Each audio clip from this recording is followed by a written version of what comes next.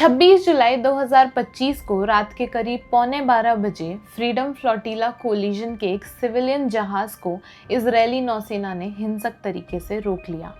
इस वक्त ये जहाज गाजा से लगभग 40 नॉटिकल माइल्स की दूरी पर था। फ्रीडम फ्लोटिला कोलिजन का इस पर कहना है कि 11:43 पर हंदाला पर लगे कैमरे बंद कर दिए गए।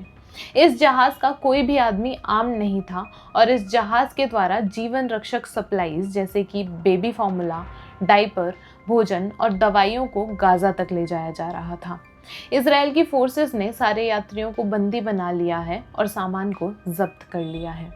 हंदाला नामक ये जहाज 1969 में प्रसिद्ध फिलिस्तीनी कार्टूनिस्ट नाजी अल अली द्वारा रची गई उस प्रतीकात्मक कृति से प्रेरित है जिसमें उन्होंने एक 10 वर्षीय बच्चे हंदाला के जरिए फिलिस्तीनी संघर्ष और प्रतिरोध को दर्शाया है। ये चरित्र 1967 के अरब इजरायली युद्ध के 2 वर्ष बाद सामने आया था और आज भी प्रतिरोध का एक प्रतीक बना हुआ है।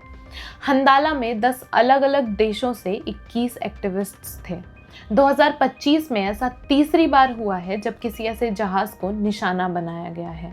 मई में कॉन्शियंस नाम के एक जहाज को ड्रोन हमले से निशाना बनाया गया जिसमें 4 लोगों की जान गई और जून में मेडलिन नाम के एक जहाज पर कार्रवाई करके 12 लोगों को हिरासत में लिया गया जिसमें एक यूरोपियन पार्लियामेंट का मेंबर भी था।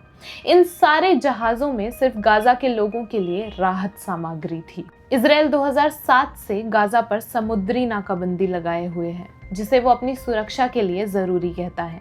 हंदाला के लिए भी इजराइल का कहना है कि ये जहाज़ बिना इजरायली अनुमति के गाजा की ओर बढ़ रहा था। दूसरी तरफ गाजा की सरकार के मीडिया ऑफिस ने हाल ही में चेतावनी दी कि अगर जल्द से जल्द उन्हें मदद नहीं मिली तो गाजा में 1 लाख बच्चों की जान जा सकती है।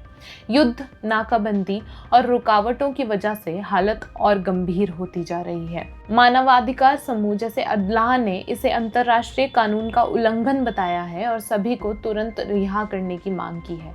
उनका कहना है कि ये जहाज इजराइल की टेरिटरी में नहीं था और ना ही जाने वाला था और जहां से इस जहाज पर हमला किया गया उस जगह पर इजराइल का कोई भी कानूनी अधिकार नहीं है।